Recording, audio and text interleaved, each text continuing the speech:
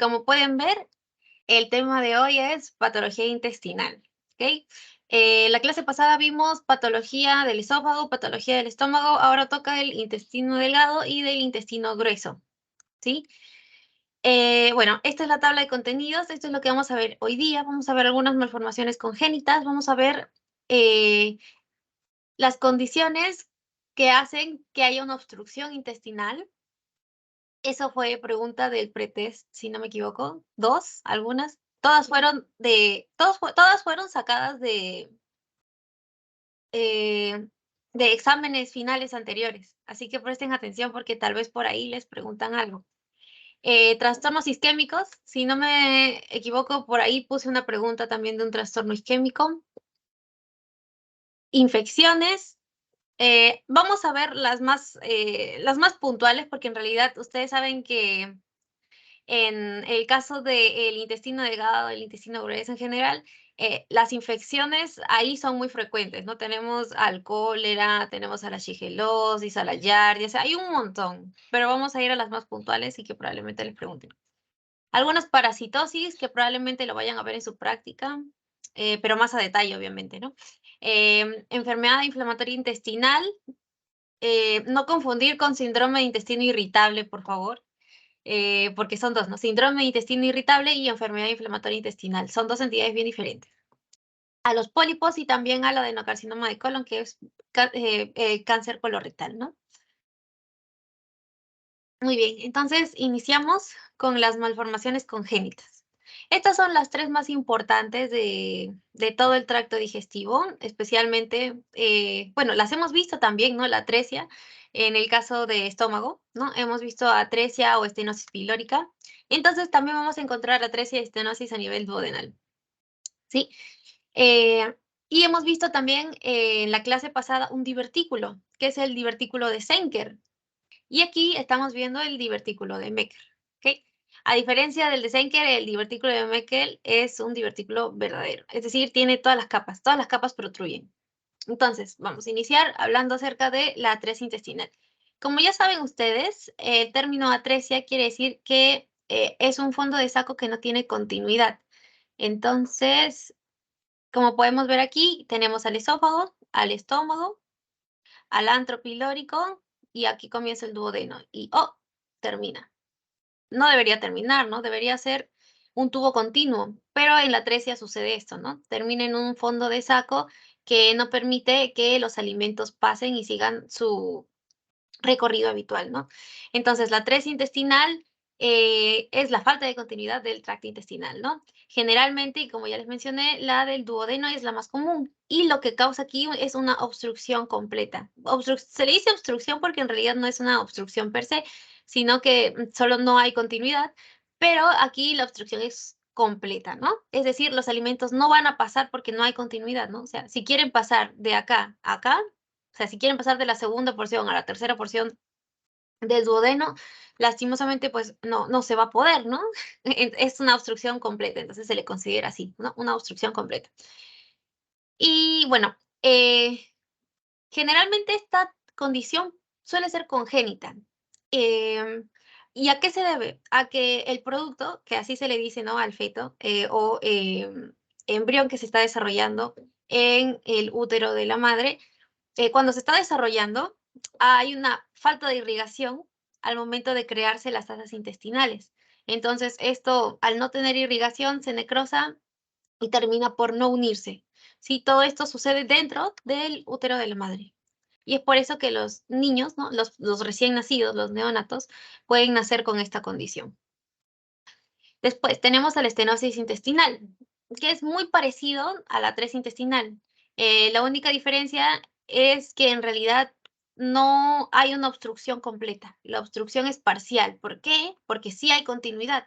Los alimentos pueden pasar, pero el estrechamiento del intestino y el engrosamiento de la mucosa es tan marcado que hace que todo el lumen del intestino de ser de 5 centímetros de diámetro, por ejemplo, ¿no? No es eso, ¿no? Pero, por ejemplo, si el intestino normal es de 5 centímetros de diámetro, este estrechamiento del intestino por el engrosamiento de la mucosa hace que pase a 1 centímetro de diámetro. Entonces, la luz se ve ocupada, bastante estrecha, y los alimentos pueden pasar, pero hay dificultad para pasarlo. Entonces, aquí decimos que la obstrucción es parcial, ¿sí? Entonces, atrés intestinal, obstrucción completa, estenosis intestinal, obstrucción parcial.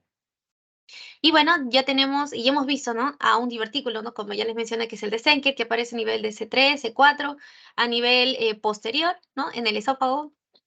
Y este es el divertículo de Meckel, ¿sí? El divertículo de Meckel nace del cierre incompleto de un conducto que nosotros tenemos cuando estamos en el útero de nuestra madre, que se llama conducto onfalo-mesentérico, ¿sí? Que conecta la parte posterior del ombligo a las asas intestinales. Entonces, como no se cierra, queda el divertículo, ¿no? La ubicación general de este divertículo es en el ilion, ¿sí? Si les van a preguntar algo del divertículo de Meckel, probablemente les pregunten eso, la ubicación. ¿En dónde se ubica el divertículo de Meckel? ¿En qué intestino? Delgado. ¿En qué parte del intestino delgado? En el ilion. ¿Ok? Listo. Muy bien. Ahora tenemos los cuadros de obstrucción intestinal. Ahora, son 4 las principales enfermedades o las principales condiciones que nos van a causar una obstrucción intestinal, y son estas 4, ¿sí? Tenemos a las hernias, a las adherencias, al vólvulo y a la intususcepción. Los 4 nos pueden causar un cuadro de obstrucción a nivel intestinal. Y ahora vamos a explicar cada uno de ellos, ¿sí? Pero en esta imagen tenemos aquí las diferencias y más o menos esquemáticamente cómo se ven cada una de ellas, ¿ok? Vamos a empezar un poquito por la herniación, vamos a dar un poquito de contexto. Entonces, se supone que esta es la pared muscular y la pared muscular. Cuando hay debilidad de la pared muscular, las asas intestinales protruyen, ¿sí? O sea, esto solo se da en caso de que haya algún tipo de debilidad o diástesis de algún músculo, generalmente es en el abdomen, ¿sí? Que hace que se produzca un saco herniario, que es este de acá, con un anillo, que vendría a ser este de acá, y que por ahí salga asas intestinales, y bueno, ¿no? A esto se le considera entonces una hernia de contenido intestinal, ¿no? Con respecto a las adherencias, bueno, no hay mucho que explicar aquí, ¿no? Creo que la adherencia de por sí ya se define sola, ¿no? Acá hay 2 asas intestinales que están siendo unidas, ¿no? Por un puente fibrosito. Em, y las adherencias pueden generar, bueno, ya vamos a ver más adelante, ¿no? Pero por el momento creo que es lo importante que tengan esta imagen de una adherencia intestinal, ¿no? Y tenemos al vólvulo, que como podemos ver es como si el intestino hubiese rotado en su mismo eje y si hubiese terminado en una especie de muñoncito por acá, ¿no? Es un poco extraño si tuviese algo por acá para esquematizarlo, no sé. Pero bueno, acá se ve bien, ¿no? O sea, se gira en su mismo eje y hace que, bueno, no pueda pasar, ¿no? La comida de acá hasta acá porque tendría que dar todo este trayecto para que pase al otro lado, pero como acá está estrecho por el vólvulo, entonces, bueno. Ojo, y dato importante para que nunca se les olvide. En realidad, en el libro de Pato lo mencionan como vólvulo, pero generalmente en el ámbito clínico se le dice vólvulo del sigmoides. Eso ¿qué nos quiere decir eso? Que la mayoría de cuadros o la mayoría de los vólvulos los vamos a ver en el sigmoides, ¿sí? O sea, acuérdense ya, en el libro lo mencionan solo como vólvulo, pero en general yo y mis compañeros de nuestro ciclo, y más adelante cuando ustedes lleven cirugía, por ejemplo, van a ver que en realidad la enfermedad es vólvulo del sigmoides, porque los vólvulos generalmente aparecen en el sigmoides. Eso no quiere decir que los vólvulos no aparezcan en otra parte, sí aparecen en otra parte, pero generalmente aparecen en el sigmoides. Entonces, acuérdense solo vólvulo del sigmoides y ya está, ¿sí? Esa es la ubicación más frecuente. Y después tenemos a la intususcepción, ¿no? Eh, que bueno, no sé si pueden entender este esquema, pero se supone que es como si las asas intestinales, por el peristaltismo, se hubiesen metido dentro de las asas intestinales, ¿no? Esa es la intususcepción. Y generalmente se da en niños pequeños y generalmente es idiopático. O sea, no se sabe el por qué sucede esto en los pequeñines, en los neonatos o en los lactantes. Pero es importante mencionar que es una de las causas, si no, es la causa más frecuente de obstrucción, pero en los niños menores de 2 años, ¿ok? Igualmente ya lo vamos a ver más adelante. Entonces, tenemos a las hernias, ¿sí? Esta es importante porque en realidad, como ya les mencioné, todos causan obstrucción. Sin embargo, las hernias son la primera causa de obstrucción a nivel mundial, ¿sí? Entonces, si les preguntan, ¿cuál es la causa más frecuente de obstrucción, así, a secas? Hernias. Hernias, ¿ok? Entonces, como ya les mencioné, las hernias se dan debido a una debilidad o defecto en la pared abdominal. ¿Qué quiere decir esto? Que como ya les dije, la pared abdominal puede tener músculos débiles o pueden estar separados. Por ejemplo, en las hernias por diástesis de los rectos, que los rectos abdominales, ¿no? Que están acá, se separan, esa es la diástesis, y por ahí pueden protruir estas asas intestinales. La mayoría de las hernias son de aparición anterior, es decir, aparecen en la parte anterior de nuestro cuerpo, especialmente en el abdomen o en la zona inguinal, ¿sí? Eh, Eso no quiere decir que no puedan aparecer posteriormente, porque sí, pueden haber hernias que pueden protruir por acá, por la espalda, sí hay, ¿ok? La mayoría de hernias son de aparición anterior, pero eso no quiere decir que por la espalda no puedan aparecer hernias, porque sí hay. Y les diré sus nombres, pero son dos especialmente las hernias de ubicación posterior. Si quieren pueden googlearlas, si no, no hay problema porque no es motivo de esta clase. Entonces, también tenemos, las obstrucciones por las hernias generalmente se dan por las hernias inguinales. ¿Por qué? Porque las hernias inguinales son las más frecuentes. Como ya les dije, bueno, las hernias, no les dije, ¿no? Las hernias se dividen en tres. Em, las supraumbilicales, las de la zona umbilical y las infraumbilicales. Las más frecuentes son las hernias inguinales, ¿sí? Que son infraumbilicales, porque están debajo del ombligo, ¿ok? Entonces, en el caso de las hernias, protruyen, bueno, esto les van a enseñar más adelante, pero les puedo comentar igualmente. Nosotros tenemos a este nivel un conducto que se llama conducto inguinal, ¿no?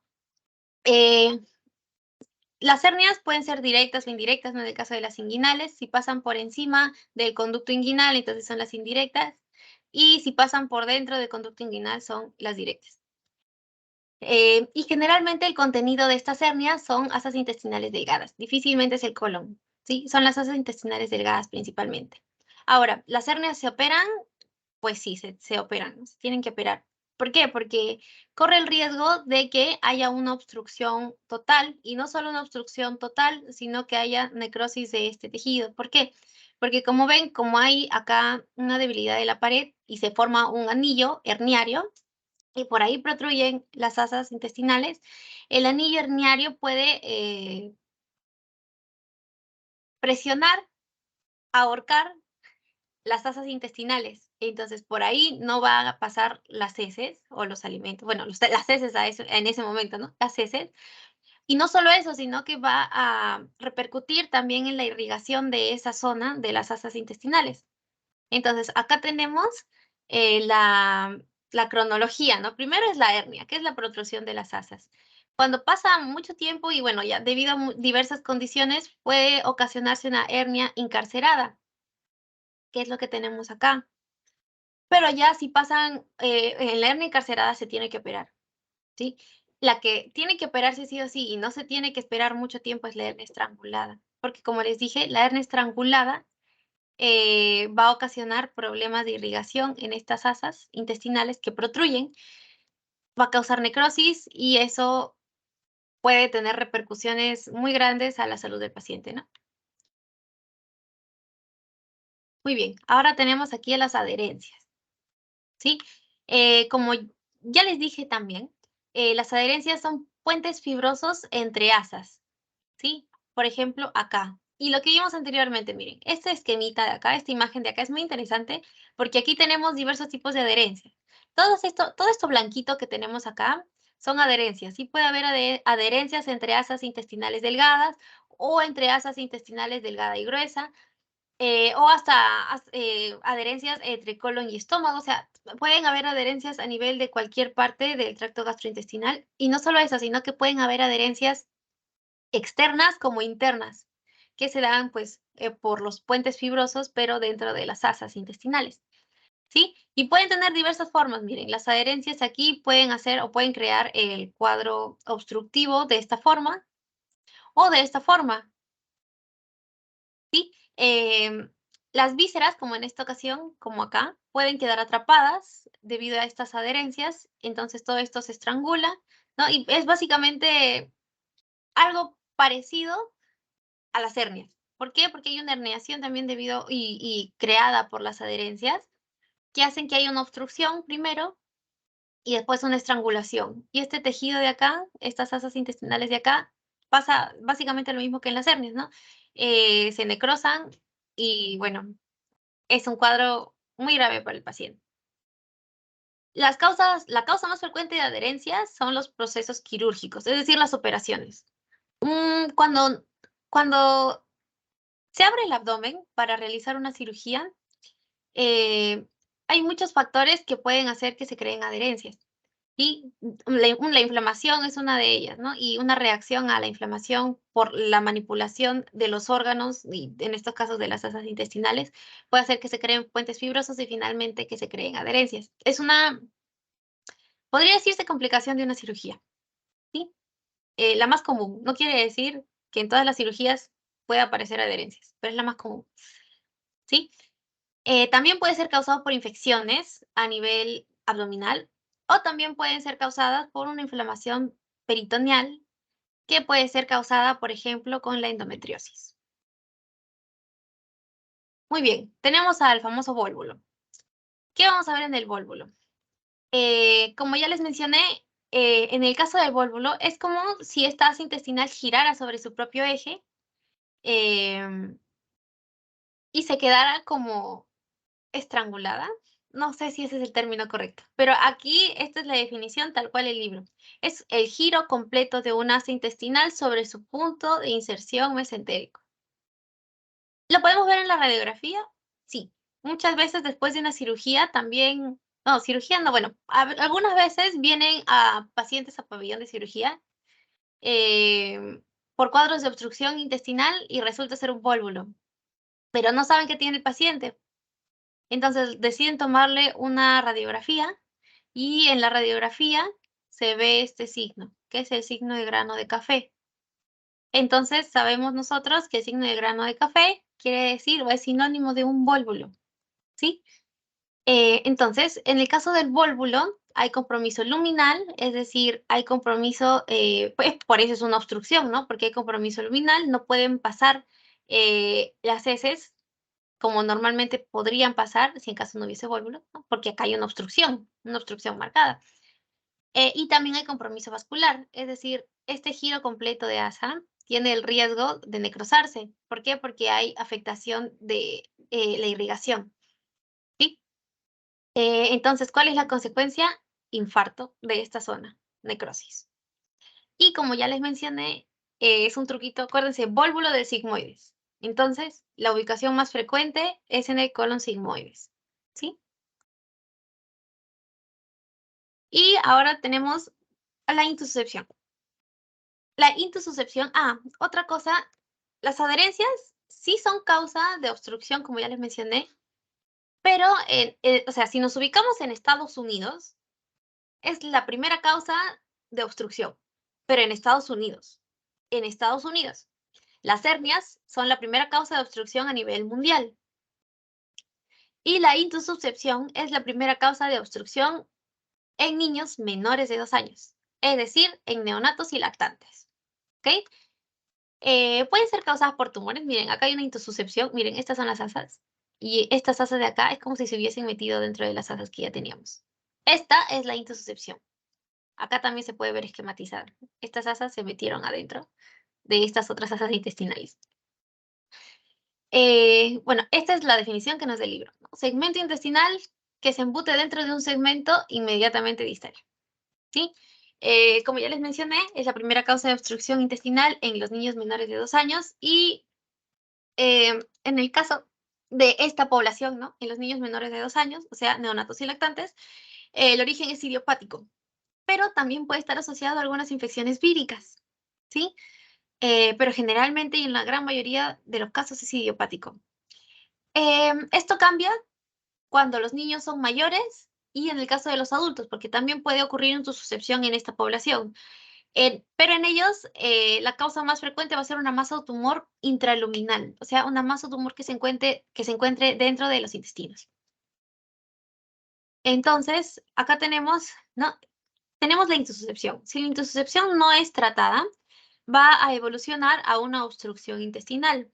Y esta obstrucción intestinal va a ocasionar una compresión de vasos mesentéricos, lo que va a llevar finalmente a un infarto. Si ven la cronología en las cuatro, ¿no? En las hernias, en las adherencias, en la intususcepción y en el vólvulo, generalmente es la misma, ¿no? Obstrucción, compresión de vasos, infarto, necrosis.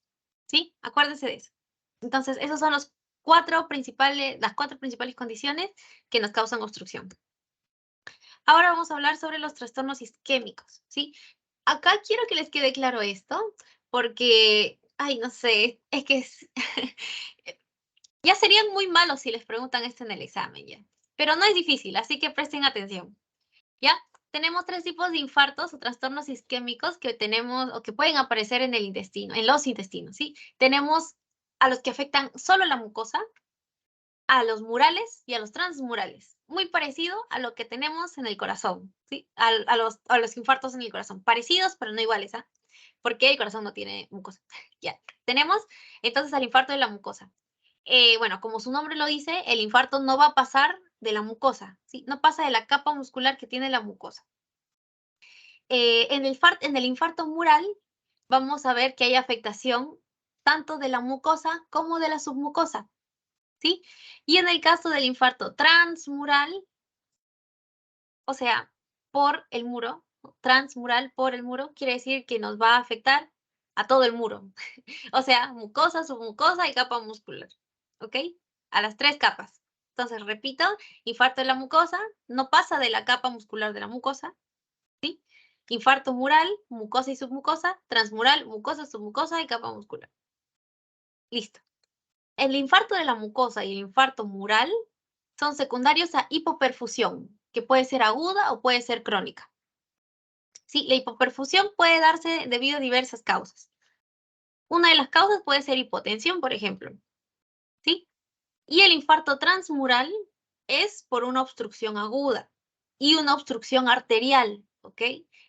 Bueno, puede ser arterial o venosa, lo más frecuente es arterial, entonces grábense eso ya. Infarto, sí, o sea, si les preguntan algo va a ser eso.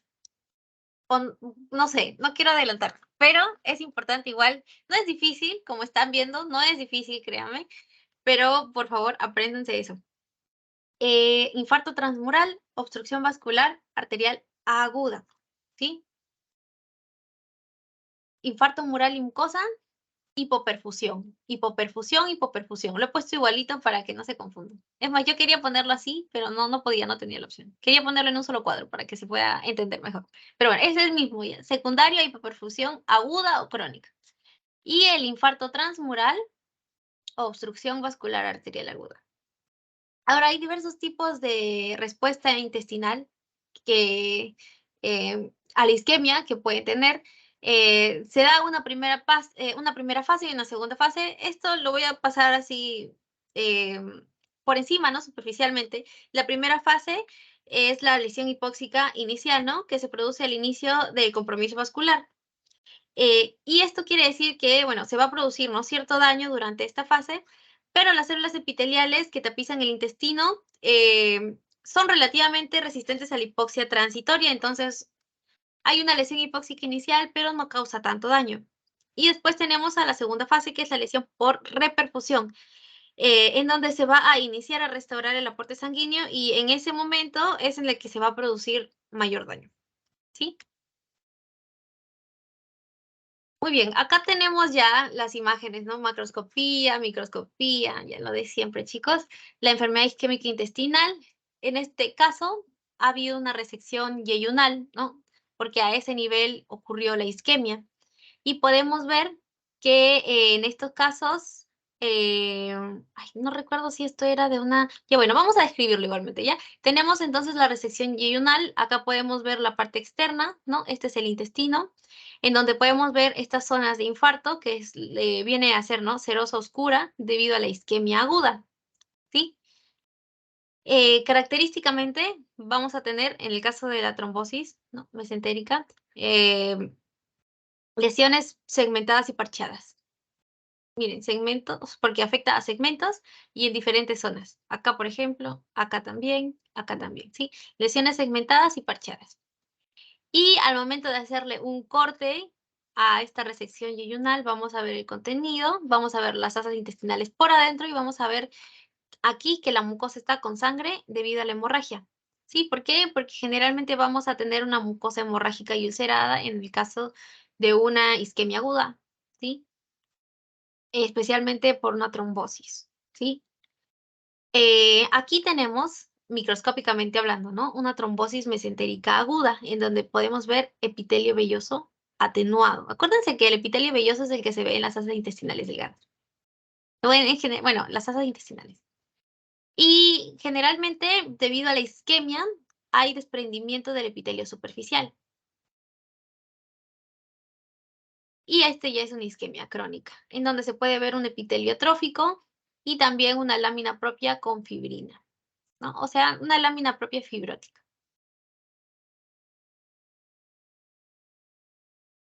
Muy bien, ahora vamos a pasar a ver infecciones. ¿Hasta aquí hay alguna pregunta, chicos?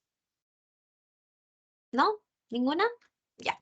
Bueno, como les mencioné, hay un sinfín de infecciones que afectan al tracto gastrointestinal. Y no, aquí entre nosotros no les va a venir, pero es importante mencionarlas, así que las he puesto aquí como un cuadro resumen, si en caso lo desean revisar, pero difícilmente les va a venir, ¿ok? Em, Igualmente voy a mencionarlas, ¿no? Tenemos al cólera, al Campylobacter, a la shigelosis, a la salmonelosis, a la fiebre tifoidea, que es la fiebre entérica, a Yersinia, ¿no? A algunas especies de Yersinia, ¿no? Porque ya sabemos nosotros que, bueno, tenemos otra clase de Yersinia que causó una pandemia gigantesca. Y a esa no nos estamos refiriendo, por cierto. Muy bien. Tenemos también a todos los tipos o subtipos de Escherichia coli, ¿no? La heterotóxica, la enteropatógena, la enterohemorrágica. Bueno, nosotros vamos a hacer énfasis en dos. En la colitis pseudomembranosa y en la enfermedad de Whipple, que vamos a hacer una mención honorífica a la enfermedad de Whipple, pero esta de acá la he visto en un banco pasado, así que dije, no, esta de acá hay que mencionarla, ¿sí? Así que vamos a mencionar la colitis pseudomembranosa por Clostridium difficile. No es difícil, presten atención. Este es. Les presento a la colitis pseudomembranosa, también llamada colitis asociada a antibióticos, ¿sí? El agente etiológico es el Clostridium difficile. Sin embargo, esta colitis pseudomembranosa, bueno, uno se va a dar por el antígeno, perdón, por bueno, se va a dar por la toxina, ¿no? Del Clostridium difficile, eh, pero también es causada por los antibióticos, ¿sí? En general, casi todos los antibióticos que se utilizan para poder combatir a este Clostridium y en general la gran mayoría de los antibióticos, si se utilizan de una manera no correcta, entonces puede terminar en una colitis pseudomembranosa, ¿sí? También está asociada a inmunosupresión o inmunodepresión. Y por eso acá lo pongo, que es un factor predisponente y es un factor muy importante. Entonces, si les preguntan colitis pseudomembranosa, automáticamente Clostridium difficile, antibióticos, inmunosupresión. Fin. Esas son las tres palabras mágicas para colitis pseudomembranosa. ¿Sí? ¿Qué vamos a ver en la macroscopía en la colitis pseudomembranosa? Pseudomembranas, ¿no? Porque, bueno, colitis pseudomembranosa, bueno, por ahí, ¿no? Tal vez encontramos otra cosa. Bueno, no, porque es colitis pseudomembranosa. Vamos a encontrar pseudomembranas que son de color marrón y que se encuentran en la superficie luminal del intestino. Estas pseudomembranas se dan debido a acumulación de neutrófilos, de células epiteliales muertas y restos inflamatorios, ¿sí? Microscópicamente vamos a ver un epitelio superficial denudado, pero lo más importante y lo más característico y lo que probablemente Porque las pseudomembranas en realidad pueden confundirse con otras cosas, entonces nos pueden hacer pensar que tal vez no es una colitis pseudomembranosa, pero sí encuentran esto en una lámina, que son neutrófilos que proceden de una cripta y que recuerdan a una erupción volcánica, tienen el diagnóstico de colitis pseudomembranosa. Esto básicamente no es el diagnóstico, o sea, la correlación de las pseudomembranas con este hallazgo en la patología, ¿no? En anatomopatología. Criptas, neutrófilos que salen de las criptas que hacen recordar a una erupción volcánica. Miren, esta es la cripta, estos son los neutrófilos y es como si estuvieran saliendo así disparados, ¿no? Como una erupción volcánica. Listo. Esa es la famosa colitis pseudomembranosa. Entonces, vamos a ver. Ya. No sé si he puesto una diapositiva de enfermedad. No, no le puse. Ya. Entonces vamos a mencionar también la enfermedad de Whipple, que en realidad eh, no sé si es correcto mencionarla. En todo caso, vamos a mencionar lo que estaba en el cuadro. ¿Ya? Eh, Tenemos a la enfermedad de Whipple. En realidad el reservorio es desconocido, ¿no? Como en algunas otras infecciones, y se da más en las áreas rurales que en las áreas urbanas. La transmisión es desconocida, pero el lugar que más afecta es el intestino delgado y causa mala absorción, ¿sí? A ver, no sé si hay otra cosa que mencionar en la enfermedad de Whipple. Mm, Bueno, en realidad no hay mucho que mencionar.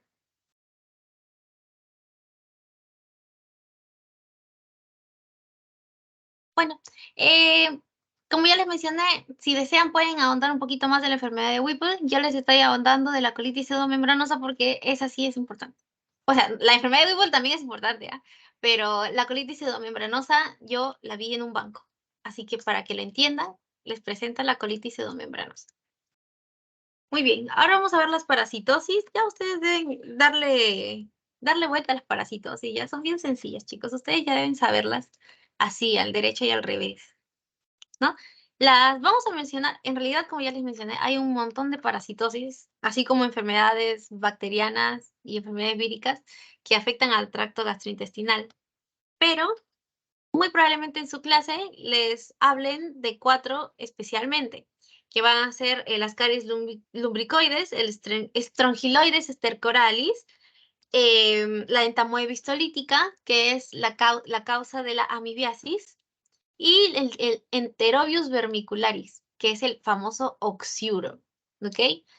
Entonces, en el Ascaris lumbricoides es un nemátodo, ustedes ya saben que es un nemátodo, ¿no? Y uno lo adquiere mediante la vía fecal oral, ¿no? Los huevos que son ingeridos y las larvas, ¿no? Eh, en el intestino van a penetrar la mucosa intestinal, ¿sí? Y después las larvas van a migrar a la circulación esplénica, es decir, van a migrar al vaso, después a la sistémica y finalmente a los pulmones, ¿sí? Se desarrollan en los alveolos.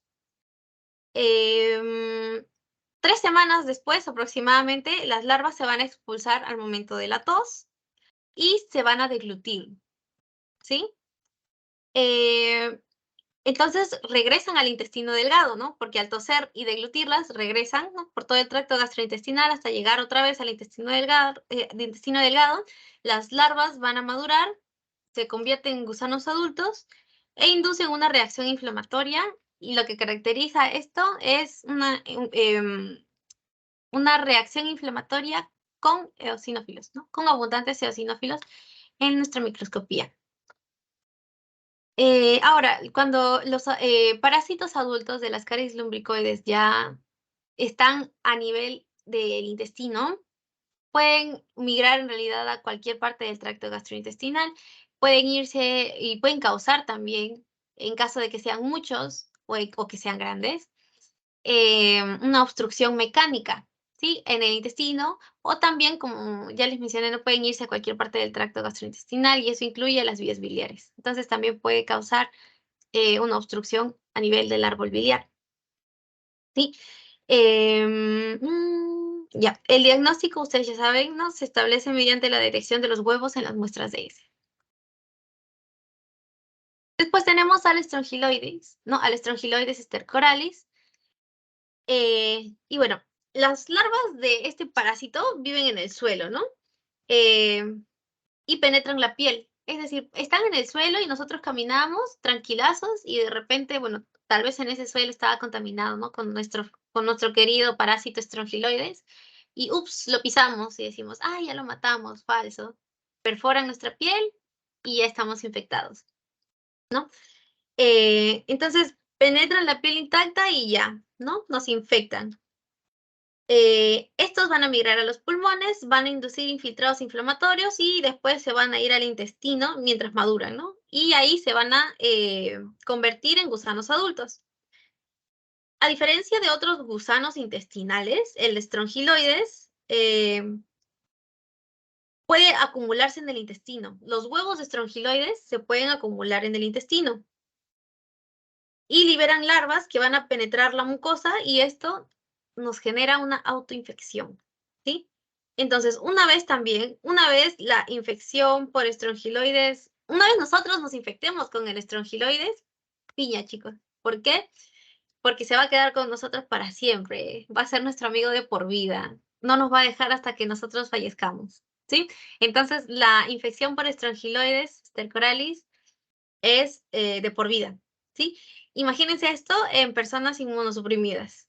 Bueno, en las personas inmunosuprimidas puede desarrollar una autoinfección muy grave y muy abrumadora bueno, que debe ser sí o sí tratada para poder controlarlo, ¿no? Porque como les mencioné, nos va a acompañar de por vida. eh, y bueno, tiene que recibir sí o sí medicación, ¿no? Todos tenemos que recibir medicación igualmente. Strongyloides, en el caso de la microscopía, va a inducir una reacción tisular y eosinofilia periférica. Miren, aquí tenemos a nuestro bonito Strongyloides y alrededor un montón de células inflamatorias. Esa es la reacción, ¿no? Induce eosinofilia periférica.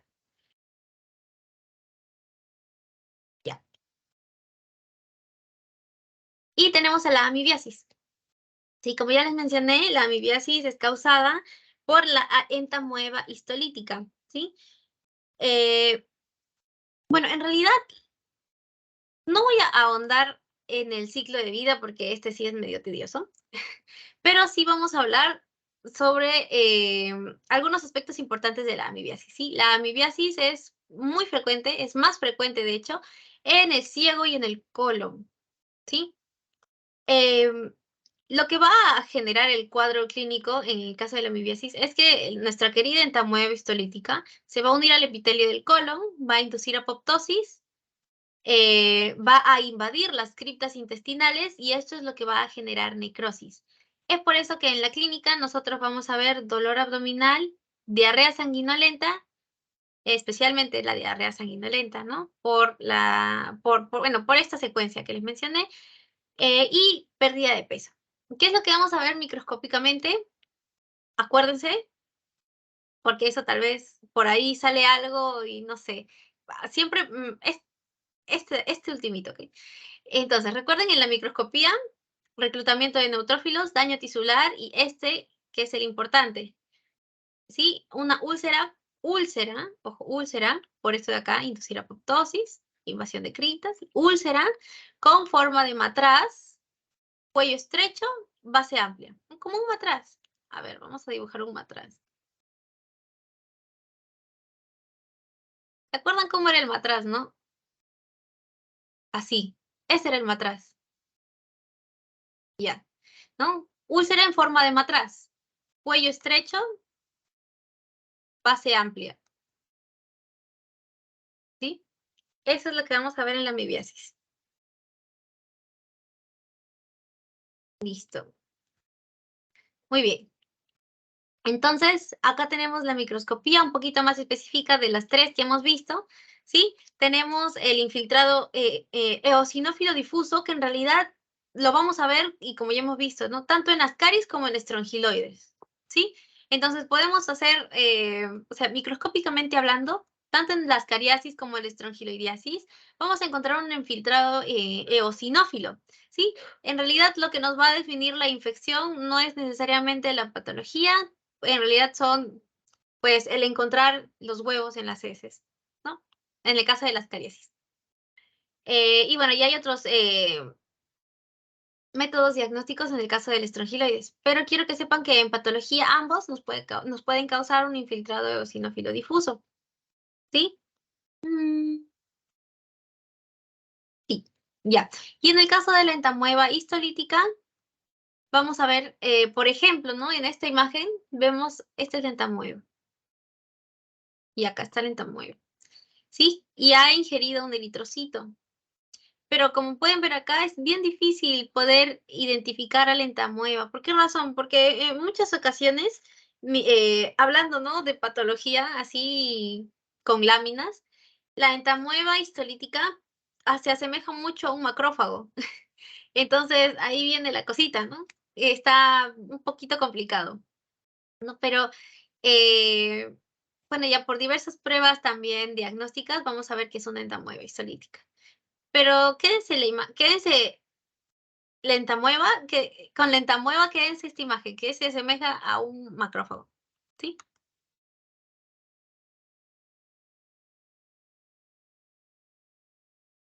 Sí, ya. Y bueno, tenemos también ya finalmente para terminar las parasitosis a nuestro querido oxiuro, ¿sí? El nombre del oxiuro es Enterobius vermicularis y es el famoso parásito que se encuentra en los niños y que a los niños les pican las pompis, bueno, no las pompis, no, pero ya la zona perianal, entonces se rascan, se rascan, se rascan y como los niños no tienen higiene, pues se meten sus deditos a la boca y así continúa el ciclo, ¿no? Generalmente, en el caso de los oxiuros, las hembras son las que depositan los huevos en la zona perirrectal, ¿no? En la mucosa perirrectal, y eso es lo que va a causar prurito, ¿sí? Y el prurito no es solo perianal, sino es perineal. Y también existe la posibilidad de que los enterobios puedan migrar desde el ano hacia, por ejemplo, en las mujeres, hacia la vagina.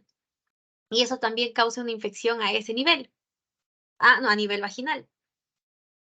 Y bueno, no hay más que mencionar acá. Probablemente mencionen un poquito más de patología en la clase, aunque lo dudo un poco, pero bueno.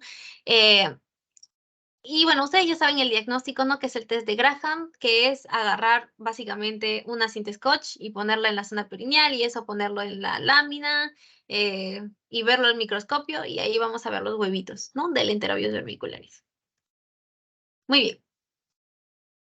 Como ya les mencioné, tenemos a la enfermedad inflamatoria intestinal que no hay que confundir con el síndrome de intestino irritable. Mm, mm, mm.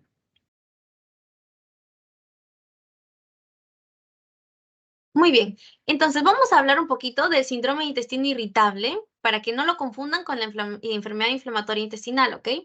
Entonces, el síndrome de intestino irritable va a caracterizarse principalmente por dolor abdominal crónico, recidivante, distensión abdominal y cambios en los hábitos intestinales, que pueden ser, por ejemplo, estreñimiento, ¿sí?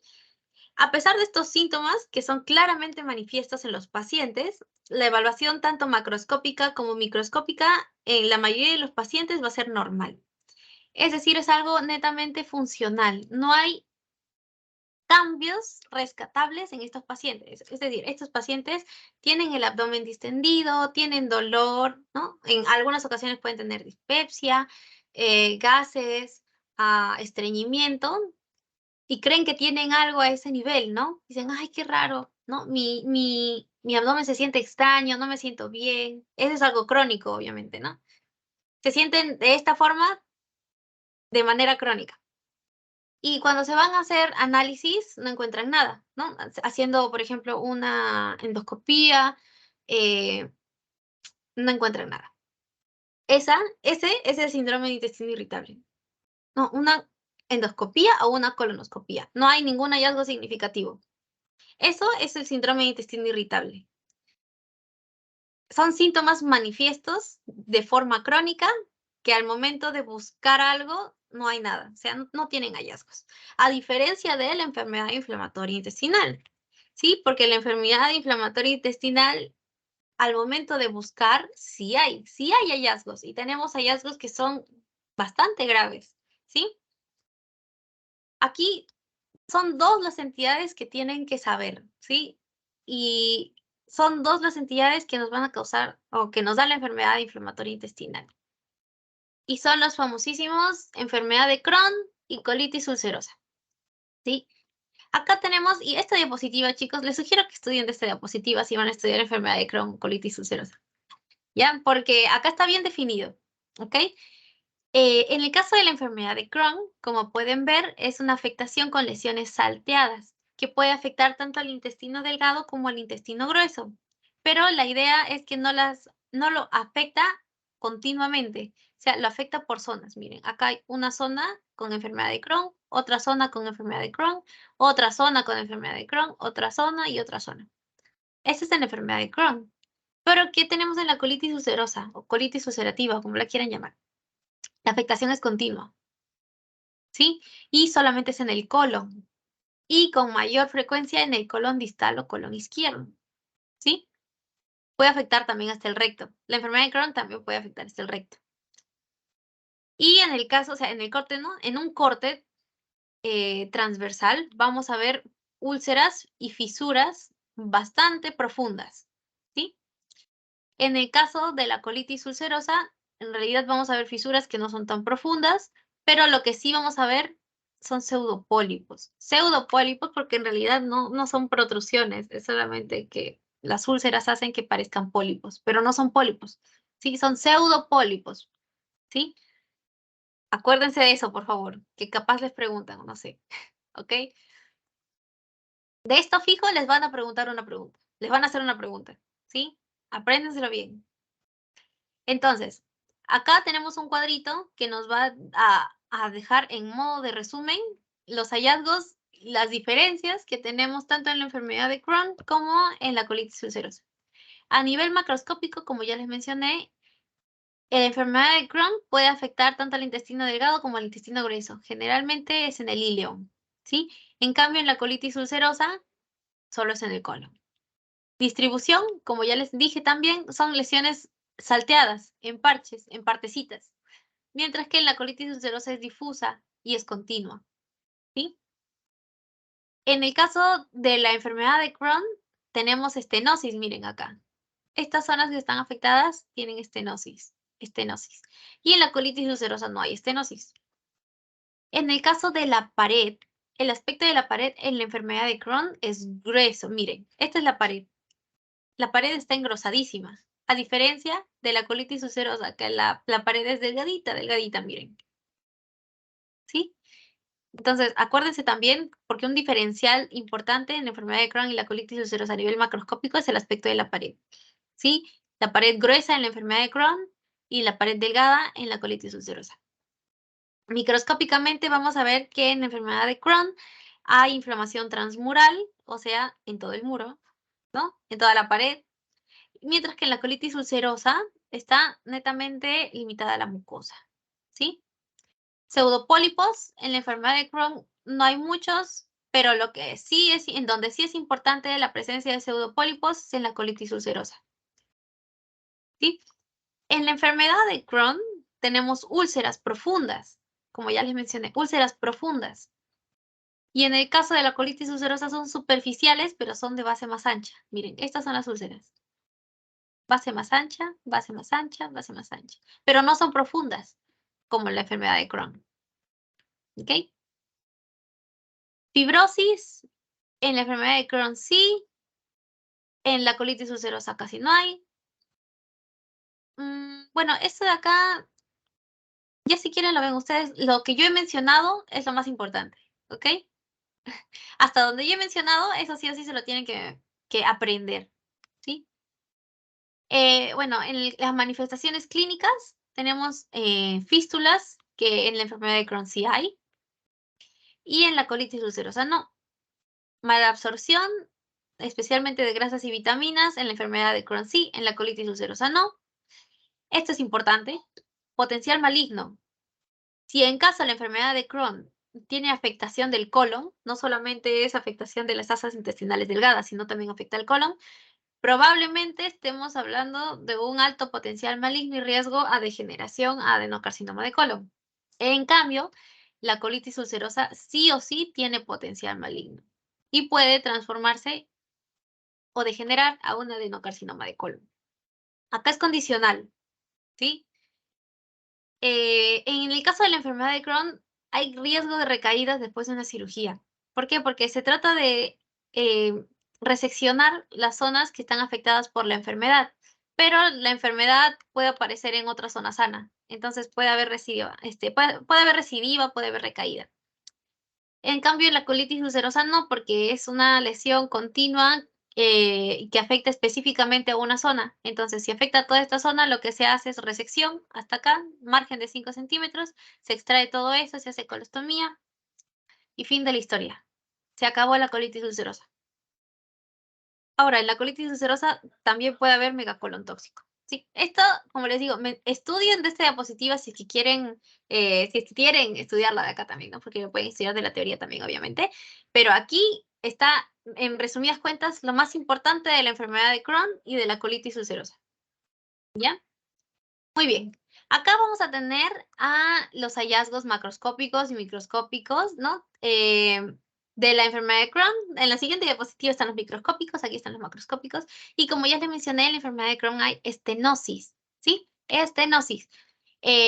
Miren, se supone que este es el lumen intestinal, pero está delgadísimo, es chiquitito, ¿sí? Entonces estamos hablando de una estenosis.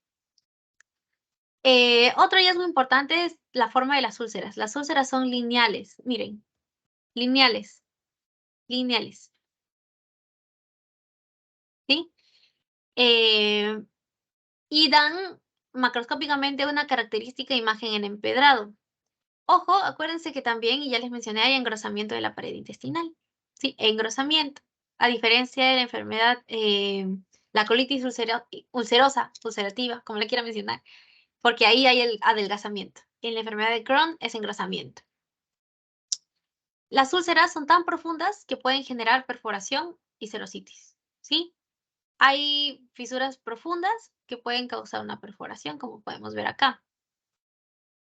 Y la distribución de la grasa es en forma serpiginosa, ¿sí?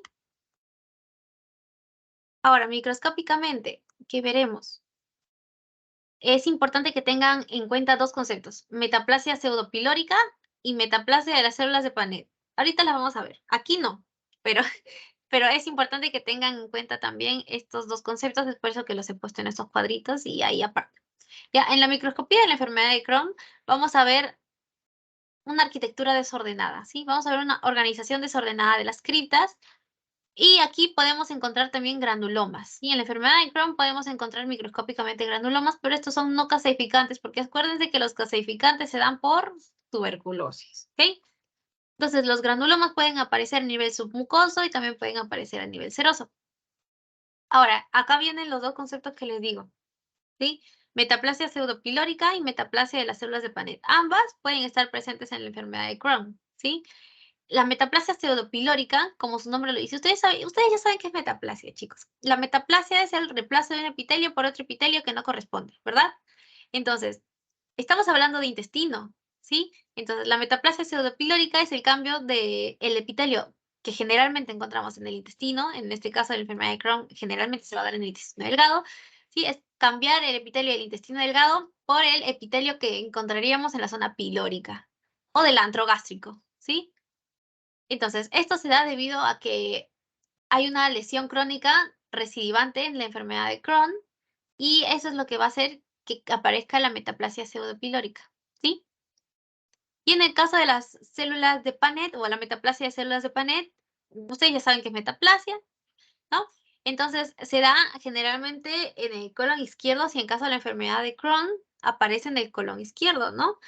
Porque las células de Panet no están en el colon izquierdo, ¿sí?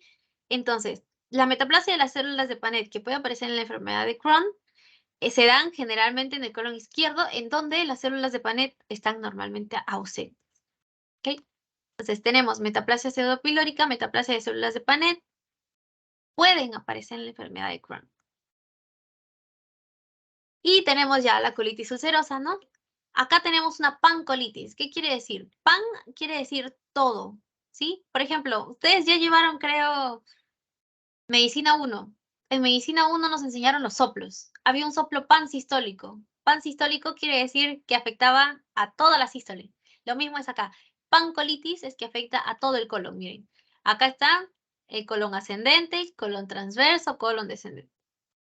Esta es una pancolitis en donde podemos ver en esta zona una mucosa granular de color rojo y en esta zona una mucosa atrófica que está completamente lisa.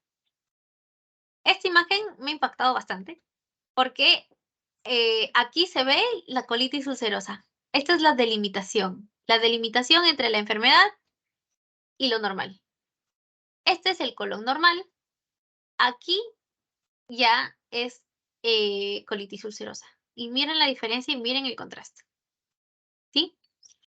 Como ya les mencioné, ay, Diosito, chicos, esto de acá, grábenselo con toda su memoria, no sé, grábenselo. Tómenle foto mental y que se les quede ahí hasta el final del ciclo para que puedan dar el examen, ¿ya? Ya les dije, colitis ulcerosa, pseudopólipos, puentes de mucosa. Fin. Colitis ulcerosa, pseudopólipo, puentes de mucosa, ¿sí? Eso lo vi en un examen pasado. Ya. Les soplo un poquito para que a ustedes les pueda ir bien en el examen también, ¿ya? Sí, entonces, colitis ulcerosa, acuérdense, pseudopólipos, porque acuérdense, no son pólipos reales, es que en realidad hay fisuras, úlceras, que son superficiales y que hace que la mucosa parezca pólipo, pero no es pólipo. Es por eso que son pseudopólipos. Y los puentes fibrosos de mucosa. Puentes de mucosa. Miren, acá hay un puente de mucosa. ¿Ok? Acuérdense eso, es hallazgo de la colitis ulcerosa. Microscópicamente, aquí, bueno, tenemos un absceso críptico. Aquí en la colitis ulcerosa también puede haber metaplasia pseudopiloica. Fíjense acá. Puede haber, ¿no? En la enfermedad de Crohn también puede haber. No es algo patognomónico, ¿ok? Patognomónico quiere decir que algo que encuentras es sí o sí esa enfermedad. Como por ejemplo las manchas de Koplik en el caso de sarampión. Las manchas de Koplik que se encuentran en el paladar y que son puntitos rojitos. Si los encuentras, sí o sí es sarampión. Eso es patognomónico. La metaplasia pseudopilórica no es patognomónica, ni de colitis ulcerosa, ni de metaplasia, perdón, ni de enfermedad de Crohn. Y lo mismo con la metaplasia de células de Panet, no es patognomónico. En cambio, el que vimos, el que las criptas, los neutrófilos que salen de las criptas salen y hacen recordar a una erupción volcánica, ese sí es patognomónico, acuérdense. Muy bien, hasta aquí tenemos a la enfermedad inflamatoria intestinal. Ya estamos acabando, chicos, así que relájense. Ya. Ahora vamos a hablar de los pólipos, ¿sí? Hay 3 tipos de pólipos principalmente, son 3 los más importantes, aparte de los neoplásicos, ¿ya? Tenemos, a ver, tenemos a los pólipos ya. Bueno, ya igual, ahorita lo explico ya. Tenemos a los pólipos hiperplásicos, tenemos a los pólipos inflamatorios, tenemos a los pólipos amartomatosos, y estos 3 son pólipos no neoplásicos. Y después tenemos a los pólipos neoplásicos, que ahí vamos a ver, ¿ok? Entonces, acá en realidad puse esta diapositiva para que puedan ver los diferentes tipos de pólipos que pueden haber. Este es el sésil, ¿no? Que la mayor parte de la base se encuentra pegado, adosado a la mucosa, mientras que en el pólipo pediculado, básicamente es como lo mencionan acá, es un pólipo con tallo. Acá también podemos verlo, ¿no? El tallo, el pólipo, en cambio acá el pólipo, la base, casi todo está adosado a la mucosa. Y aquí lo podemos ver macroscópicamente en una endoscopía o en una colonoscopía, no estoy segura. ¿No? Y aquí está el pólipo pediculado y acá está el pólipo sésil. Muy bien. Hay algo que hablar de los pólipos hiperplásicos. En realidad no hay muchos, son importantes, sí, porque nos ayudan a diferenciar entre los otros tipos de pólipos. Estos de acá son proliferaciones benignas, como ya les mencioné. Y son hallazgos incidentales en realidad. Pueden descubrirse entre los 60 y los 70 años y generalmente vamos a encontrarlos en el colon izquierdo. Son pequeños, ¿sí? Su diámetro es de más o menos 5 milímetros, menos, ¿sí? Eh, y son múltiples en la gran mayoría de los casos. Pueden ser únicos, ¿sí? Pero en la gran mayoría de los casos son múltiples. ¿Qué es lo que vamos a ver en la microscopía? Células caliciformes. ¿Sí? Lo que va a caracterizar a los pólipos hiperplásicos es su constitución de células caliciformes. Miren, toditos son células caliciformes. Esto blanquito que ven acá, blanquito, todo lo blanquito, esas son células caliciformes. Y como ven, está en todo el pólipo. Ahora, la superficie tiene protrusiones irregulares de células epiteliales. Y esto es causado por una acumulación epitelial, como podemos ver acá, miren. ¿Sí? Y esto causa en otro tipo de corte, ¿no? En un corte transversal, porque estas son longitudinales. En un corte transversal vamos a ver una forma cerrada. Cerrada con S quiere decir que forma, que parece un serrucho, ¿ok? Listo. Eso es básicamente los pólipos hiperplásicos. Los pólipos inflamatorios, no los voy a mencionar porque no, o sea, son importantes. Todo aquí es importante, chicos, por favor, no crean que no. Pero creo que ustedes lo pueden leer, en realidad es una pequeñísima parte del libro, así, bien chiquitita, que ustedes lo pueden ahondar si desean, ¿no? Después tenemos a los pólipos amartomatosos, ¿sí? Y estos son importantes porque los vamos a ver en dos síndromes muy importantes, que son la poliposis juvenil y el síndrome de Peutz-Jeghers, ¿sí?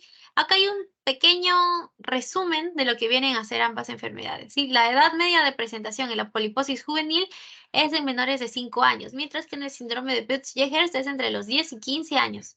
Estos son los genes implicados y acá están las lesiones que vamos a poder observar.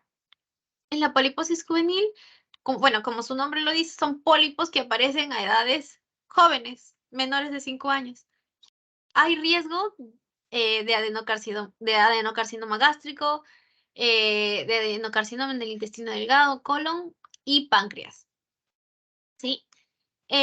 Y las manifestaciones extradigestivas más importantes de la poliposis juvenil son las malformaciones congénitas y que el pacientito puede tener dedos en palillo de tambor.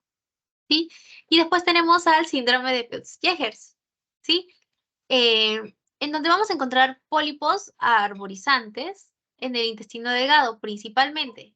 Pueden aparecer en el estómago, pero con menor medida. Y también está asociado a adenocarcinoma de colon. Por esos pólipos arborizantes. Y vamos a ver que los pólipos arborizantes, los que tienen ese tipo de configuración, es porque hay tres tipos de pólipos neoplásicos y uno de ellos es el velloso. Y ese es el que tiene forma arborizante. ¿Ok? Y bueno, lo principal, y acuérdense del síndrome de Peutz-Jeghers, es la presencia de pólipos que está asociada a una hiperpigmentación, ¿sí? Es hiperpigmentación a nivel de piel y mucosas, pero lo característico del síndrome de Peutz-Jeghers es que la mucosa oral está comprometida y vamos a ver en los labios, en la boca, en las encías, hiperpigmentaciones, ¿sí? Y si eso está asociado, pues, a los pólipos, entonces probablemente síndrome de Peutz-Jeghers. Ahora, también puede haber riesgo de cáncer de colon, cáncer de mama, pulmón, páncreas y glándula tiroides en el caso de las personas o los jovencitos que tengan síndrome de Peutz-Jeghers. Ese es un resumen. Vamos a ver un poquito más acá, que esta es una diapositiva en donde están ambos. Y vamos a ver acá, por ejemplo, en la microscopía, que en la poliposis juvenil tenemos una erosión, ¿no? En la superficie de este pólipo y las criptas que aparecen con dilatación quística, como podemos ver acá. Y en las criptas también pueden estar, puede haber, ¿no? Una acumulación de moco en neutrófilos, ¿sí? Y en el caso del síndrome de Peutz-Jeghers, como ya les mencioné, esto es lo que les estaba diciendo, ¿sí? Son hiperpigmentaciones a nivel de la mucosa oral. eh, parecen, parecen pecas, pero pecas en la boca. Y eso no es normal, ¿no? Porque las pequitas están acá, ¿no? En las mejillas. Y hasta ahí se puede considerar normal. Incluso en el síndrome de Peutz-Jeghers también pueden aparecer así, ¿no? Como pequitas. Pero ya, si están acá en la boca, como podemos ver acá en la imagen, entonces eso ya no es normal, ¿ok? Entonces, en la microscopía vamos a tener haces de músculo liso. Mira, haces de músculo liso que atraviesan la lámina propia. Acá también podemos ver haces de músculo liso y una arquitectura glandular, ¿no? Compleja. Y bueno, eso es. Tengan en cuenta. No sé si tengo por acá alguna anotación de la poliposis juvenil. Ah, bueno, en la poliposis juvenil es de herencia autosómica dominante. A ver, acá tengo mi cuaderno. Vamos a ver qué dice. Ya, el síndrome de Peutz-Jeghers también es autosómico dominante. Y vamos a encontrar únicamente pólipos amartomatosos, ¿sí? Y en la poliposis juvenil también es autosómica dominante, pero vamos a encontrar pólipos amartomatosos más adenomas, ¿sí? Muy bien, entonces continuamos.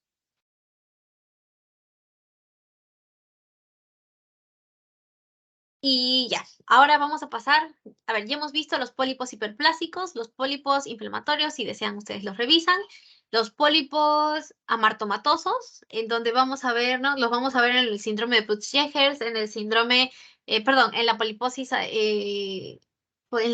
juvenil, y ahora toca ver a los pólipos neoplásicos, ¿ok?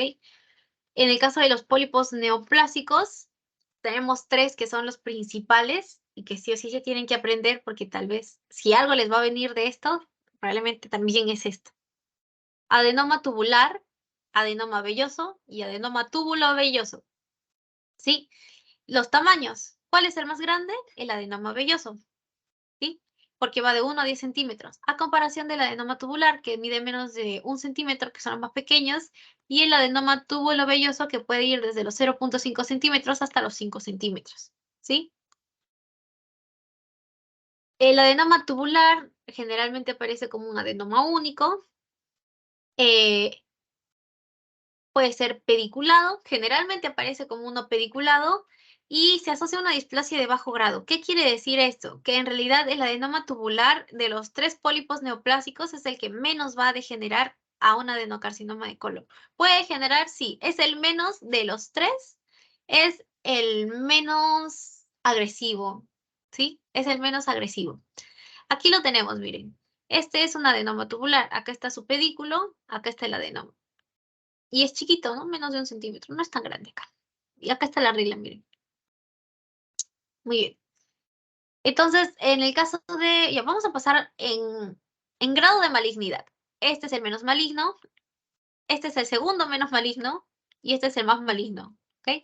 Entonces vamos a hablar del segundo menos maligno. Estos pueden ser sésiles o pediculados porque tiene un componente tanto tubular como velloso.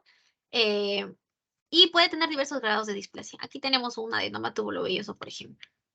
Y este de acá que aparece generalmente en el recto sigmoides y que son sésiles, a diferencia del tubular, ¿no? Puede ser sésiles. Son sésiles, la mayoría, ¿sí? Tienen forma de coliflor, arboriforme, ¿no? Y tiene prolongaciones digitiformes. Está asociado a displasia de alto grado. Entonces, en orden ascendente de malignidad, el menos maligno, maligno intermedio por su componente velloso, el más maligno, adenoma velloso. Este es el que está más relacionado al desarrollo de un adenocarcinoma de colon. Repito, adenoma velloso es el que está más relacionado a una degeneración a adenocarcinoma de colon. Es el que está más relacionado a cáncer colorectal, ¿sí? El más de los tres. Los tres están relacionados, pero el velloso es el más peligroso. Muy bien. Acá tenemos dos que son los más importantes, que es el tubular y el velloso. El tubular tiene una superficie lisa con glándulas redondeadas. Y al menos en este caso, ¿no? En esta lámina podemos ver una dilatación de la cripta y su posterior ruptura. Aquí, como ya les dije, como ya estaba en la otra diapositiva, en el adenoma velloso vamos a ver proyecciones largas y delgadas. A ver, vamos a ver acá, ¿no? Prolongaciones digitiformes. Esas prolongaciones digitiformes que están acá en la macroscopía se traducen en la microscopía como estas proyecciones largas y delgadas. Y ya, chicos, el último tema, finalmente, adenocarcinoma de colon. Grábense esto de adenocarcinoma de colon. Su ubicación más frecuente es en el colon izquierdo. específicamente en el sigmoides, ¿sí? Adenocarcinoma de colon, más frecuente colon izquierdo, especialmente en el colon sigmoides, ¿ok? Ahora, hay varias cosas para hablar del adenocarcinoma de colon. Chicos, antes que me olvide, hablando de los pólipos neoplásicos, es importante que sepan dos enfermedades que son muy importantes y que voy a mencionarlas como mención honorífica también, que son la poliposis adenomatosa y el cáncer colorectal hereditario no poliposo o no polipósico.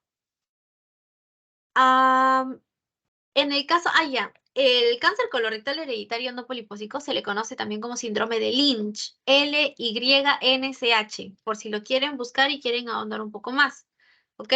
Lo que quiero que sepan es que en la poliposis adenomatosa familiar, este es un trastorno autosómico dominante y los pacientes van a desarrollar muchos adenomas, muchos adenomas, más de 100, ¿ok? Y se debe a mutaciones en el gen APC. Y para hacer el diagnóstico de la poliposis adenomatosa, como ya les mencioné, es necesaria la presencia de al menos 100 pólipos, ¿ok? Al menos 100 pólipos. Si son menos de 100 pólipos, entonces no es una poliposis adenomatosa familiar.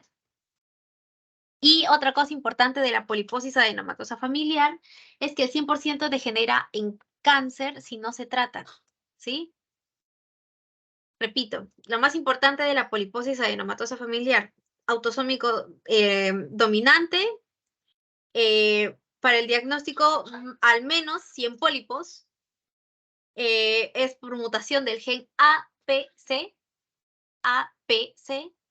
y en el 100% de los casos va a degenerar en un adenocarcinoma colorectal si no se trata, ¿ok? Y en el caso del cáncer colorectal hereditario no polipósico, que también se le conoce como síndrome de Lynch, es una agrupación familiar de cánceres en diversas localizaciones, como por ejemplo el cáncer colorectal asociado a cáncer de endometrio, o a cáncer de estómago, u ovario, uréter, cerebro, intestino delgado, vías hepatobiliares, páncreas, piel, bueno, es familiar, ¿no? Y se debe a mutaciones hereditarias, es decir, son cánceres que aparecen en diversas partes del cuerpo, ¿sí? Y que en el colon se van a manifestar como pólipos, ¿ok? Ya, eso es lo que les quería mencionar de los pólipos neoplásicos, ¿ok? Esas dos enfermedades que son bien importantes en el caso de los pólipos neoplásicos, sobre todo la poliposis adenomatosa. El síndrome de Lynch también, que es, como ya les mencioné, ¿no? El cáncer colorectal hereditario no poliposo. Y ahora sí, finalmente vamos a hablar del adenocarcinoma de colon y yo les voy a mencionar algunas cositas. En el 95% de los casos, en el carcinoma de colon o en el cáncer adenocarcinoma de colon, no, se va a originar de un pólipo en el 95% de los casos y es un cáncer hereditario de origen no polipósico en el 5% restante, ¿sí? Es más frecuente en el sigmoides, como ya les mencioné, en el colon izquierdo sigmoides.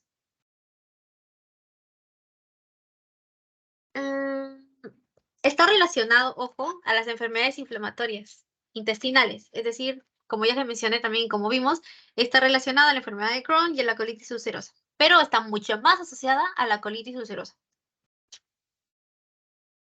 Y vamos a hablar un poquito del cuadro clínico ya. Y esto es interesante, ¿por qué? Porque dependiendo de la ubicación del adenocarcinoma de colon, si es en el colon derecho o en el colon izquierdo, vamos a tener diversos tipos de manifestaciones, como por ejemplo, las manifestaciones en el colon derecho se van a dar mediante una lesión proliferativa exofítica y esto va a causar sangrado microscópico. Y como es sangrado microscópico, el paciente va a tener anemia ferropénica por la pérdida, ¿sí? Por el sangrado. Y puede sentirse una masa abdominal a nivel del cuadrante superior derecho. Ese es en el cáncer de colon derecho. En el cáncer del colon izquierdo, la lesión va a ser infiltrativa y va a ser circunferencial, va a afectar a toda la circunferencia del colon. Es más, en el libro lo mencionan como lesiones anulares que producen constricciones en servilletero y estenosis luminal. Cuando se refieren a colon distal, se refieren al colon izquierdo, ¿sí? Entonces, colon izquierdo produce estenosis porque hay una lesión infiltrativa en toda la circunferencia del colon. También en el cáncer de colon izquierdo puede haber un cambio en el ritmo evacuatorio, o sea, puede haber estreñimiento, ¿sí? Disminución del calibre de las heces por la estenosis, es decir, las heces salen en cinta, salen delgaditas. Y también puede haber hematoquesia, o sea, sangrado macroscópico. O sea, las heces salen netamente con sangre, no microscópico, como en el caso del cáncer de colon derecho, ¿sí? Y hay obstrucción intestinal, pero baja. O sea, en la parte más distal del colon izquierdo, ahí va a haber obstrucción, ¿ok? Ya, eso es lo importante de algunos datos que no están en el libro, pero que, bueno, sí están algunos, otros no, pero es importante que los tengan en cuenta, la sintomatología, porque pongan el ejemplo de que les venga un caso clínico para ver en qué lado es el adenocarcinoma de colon y de repente, ay, no sé, chicos, ustedes saben cómo son los doctores acá de patología 2, ya. Yo sí me acuerdo, eran terribles, ya. Pero no terribles de que sean malos porque no sabían, sino es que creen que nosotros sabemos todo y estamos recién aprendiendo. Bueno. Esto es importante, sí, pero no lo pintaría como prioritario. Lo único que quiero que sepan es esto, que es la secuencia clásica en donde un adenoma se transforma en un carcinoma. Sí, lo más importante en la patogenia del adenocarcinoma de colon son dos cositas, ¿sí? Son la vía APC beta-catenina, que es esta de acá, vía APC beta-catenina, y, ¿dónde está? Ah, ya, inestabilidad de microsatélites. Esas dos son las patogenias más importantes de el adenocarcinoma de colon. ¿Sí? Repito, los dos más importantes, las dos vías más importantes, APC, beta-catenina y inestabilidad microsatelital. Inestabilidad microsatelital. Ok, vamos a describir un poquito esta imagen, ¿sí?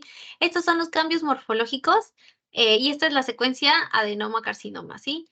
Entonces, en este caso acá, la pérdida de una copia normal del gen supresor del APC va a producirse, ¿no? Inicialmente, y esto va a hacer que nazca un alelo mutante, y esto va a hacer que haya propensión a desarrollar cáncer de colon. Entonces, la inactivación del gen APC puede producirse, ¿no? De forma hereditaria o de forma adquirida, ¿no? Y este va a considerarse el primer golpe, ¿no? O sea, la pérdida del gen APC, ¿no? O la inactivación del gen APC. Después, la pérdida de una segunda copia intacta del APC puede producir el segundo golpe. El primer golpe es una primera pérdida. El segundo golpe es una segunda pérdida. Y ya, debido a la acumulación de diversas mutaciones, como podemos ver aquí, se va a ir degenerando el tejido y va a pasar de adenoma a carcinoma. Lo que quiero que sepan es que el carcinoma aparece no solo por la presencia de una mutación eh, que aparece ahí, sino es la acumulación de muchas mutaciones lo que va a causar la degeneración de una mucosa normal a un carcinoma. ¿Sí? Es la acumulación de mutaciones.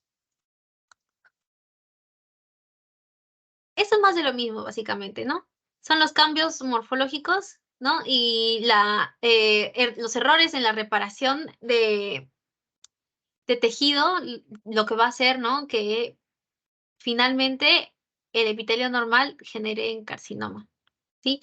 Como ya les mencioné, son dos principalmente las vías de carcinogénesis en el caso del adenocarcinoma.